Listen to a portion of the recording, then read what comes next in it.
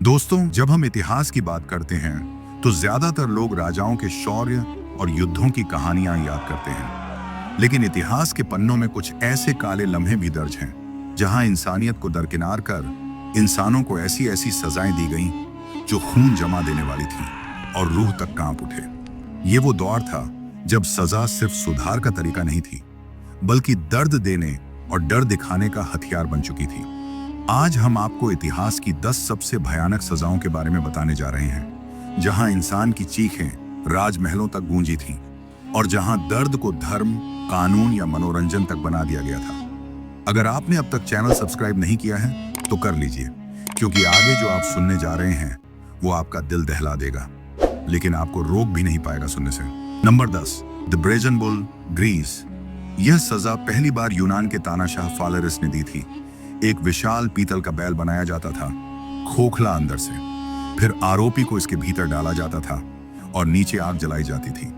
अब सोचिए, गर्म होता धातु का शरीर, अंदर बंद इंसान तड़पता था, चीखता था, लेकिन ये चीखें बैल की नाक नली में जाकर ऐसी आवाजें देती थीं जैसे बैल गरज रहा हो। ये सिर्फ सजा नहीं, एक मनोरंजन था दरबारियों के लिए। कहा जाता है कि जिसने ये उपकरण बनाया था उसी को पहला शिकार बनाया गया।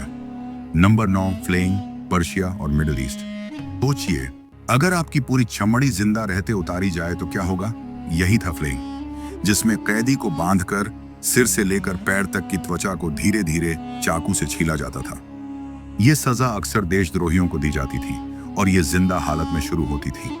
मकसद सिर्फ एक रहता था कि जितना ज्यादा दर्द उतना बड़ा सबक।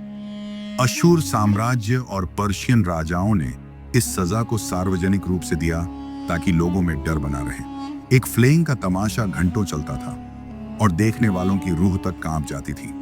नंबर 8, स्कैफिज्म, प्राचीन फारस की सजा। अगर आप सोचते हैं कि इतिहास में सबसे भयानक सजा क्या थी, तो स्कैफिज्म उसका शीर्ष दावेदार हो सकता है। एक कैदी को 2 लकड़ी की नावों के बीच फंसा दिया जाता, सिर्फ सिर, हाथ और पैर बाहर रहते। फिर उसे शहद और दूध पिलाया जाता, इतना कि दस्त लगे। फिर उसके शरीर पर भी शहद पोत दिया जाता और नाव को दलदल या नदी में छोड़ दिया जाता। मक्खियां, कीड़े, मच्छर दिन रात उसके जिस्म को खाते थे और अंदर सड़न, बाहर छींटियां। मौत तक ये सजा हफ्तों चलती थी। ये मौत नहीं, नरक था धरती पर। नंबर 7, रेड किंग टॉर्चर, मध्यकालीन यूरोप। आपको चूहे तो प्यारे लगते होंगे, लेकिन इस सजा में चूहे ही आपके सबसे बड़े दुश्मन बन जाते।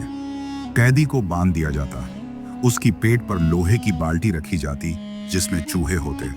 फिर उस बाल्टी के पिछले हिस्से को गर्म किया जाता। चूहे जलती गर्मी से बचने के लिए केवल एक रास्ता खोजते, कैदी का शरीर, और वो नाखूनों से उसके पेट को काटकर अंदर घुस जाते।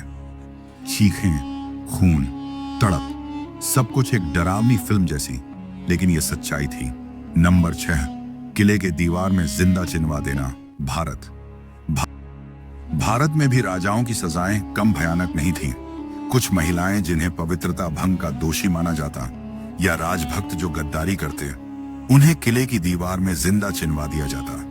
ईंट दर ईंट धीरे धीरे शरीर को ढंका जाता, चीखों को दीवारों में कैद कर दिया जाता।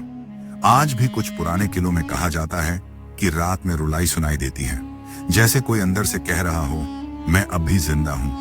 5, लिंगची, डेथ बाय 1000 कट्स, चीन। चीन की यह सजा 20वीं सदी तक दी जाती रही। आरोपी को बैठा दिया जाता और फिर शरीर के हर हिस्से पर धीरे धीरे हजारों छोटे छोटे कट लगाए ले। नाक, फिर कान, फिर हाथ, फिर पैर। हर कट के बाद इंतजार होता कि दर्द गहराए। यह एक कला मानी जाती थी, कैसे आरोपी को जिंदा रखते हुए सबसे ज्यादा पीड़ा दी जाए। नंबर 4, डार्क एज का आयरन मेडन, यूरोप। आपने लोहे का एक इंसानी आकार का बॉक्स देखा होगा जिसमें भीतर नुकीले कांटे लगे होते हैं। यह थी आयरन मेडन, एक सजा जो शरीर में सैकड़ों छेद करती थी, लेकिन इतनी चालाकी से कि मौत तुरंत न हो। हर कांटा इस तरह लगा होता था कि वो शरीर को चुभे, लेकिन कोई भी सीधे दिल या दिमाग को न छुए, ताकि पीड़ा देर तक रहे। जिंदा इंसान को इसके अंदर बंद किया जाता था और फिर इंतजार होता था कब वो खुद दर्द से हार मान ले। 3, क्रूसिफिक्शन, सूली पर चढ़ाना, रोम। ईसा मसीह की मौत ने इस सजा को अमर बना दिया, लेकिन रोमन साम्राज्य में ये आम सजा थी। कैदी को पहले कोड़े मारे जाते, फिर हाथ और पैरों में कीलें ठोंककर एक लकड़ी के क्रॉस पर टांग दिया जाता। धीरे धीरे शरीर की ताकत खत्म होती और सांस घुटती जाती। मौत कई बार 2-3 दिन बाद आती और तब तक लोग तमाशा देखते रहते। नंबर 2, इम्पेलमेंट, खूंटी पर बिठाना। वल्लाड द इम्पेलर, ट्रांसिल्वेनिया। ड्रैकुला के नाम से मशहूर व्लाद तृतीय की यह पसंदीदा सजा थी। एक नुकीली लकड़ी या लोहे की छड़ को जमीन में खड़ा किया जाता और कैदी को उसके ऊपर से धीरे धीरे बैठाया जाता। छड़ शरीर के आर पार निकल जाती। ये इतनी धीमी प्रक्रिया होती कि इंसान 1-2 दिन तक जिंदा रह सकता था। लोगों को डराने के लिए व्लाद हजारों लोगों को ऐसे चौराहों पर टांग देता था। नंबर 1, सती प्रथा, भारत। यह कोई राजा द्वारा दी गई सजा नहीं, बल्कि समाज द्वारा तय की गई पीड़ा थी। पति की मृत्यु के बाद पत्नी को जबरदस्ती उसकी चिता पर बैठाकर जला दिया जाता। कई बार महिलाओं को नशा देकर या बांधकर चिता पर चढ़ा दिया जाता। यह सब आस्था के नाम पर होता, लेकिन असल में यह दर्द का सबसे निर्मम रूप था, जिसमें स्त्री की इच्छाओं को पूरी तरह कुचल दिया जाता। ब्रिटिश काल में इस पर रोक लगी, लेकिन सदियों तक यह हमारी धरती पर होता रहा। दोस्तों, अगर आपने सोचा कि पहले की 10 सजाएं ही सबसे डरावनी थीं, तो जरा थम जाइए। अब हम आपको बताते हैं एक ऐसी सजा के बारे में जो सुनने में जितनी चमकदार लगती है, हकीकत में उतनी ही भयानक थी।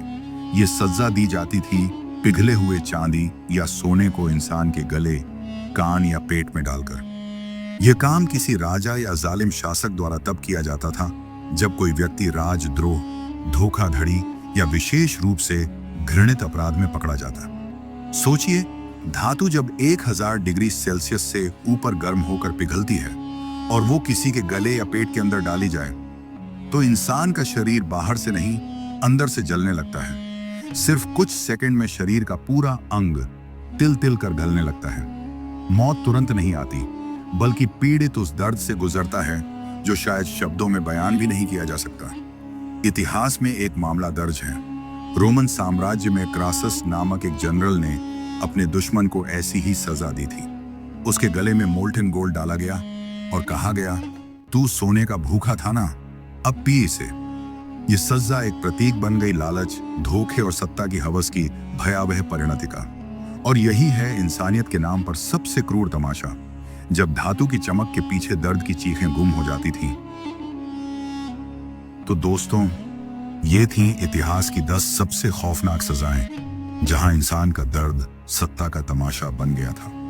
ये सजाएं सिर्फ इतिहास नहीं, एक चेतावनी है कि जब कानून और करुणा में संतुलन टूटता है, तो इंसानियत कितनी बेरहम हो सकती है।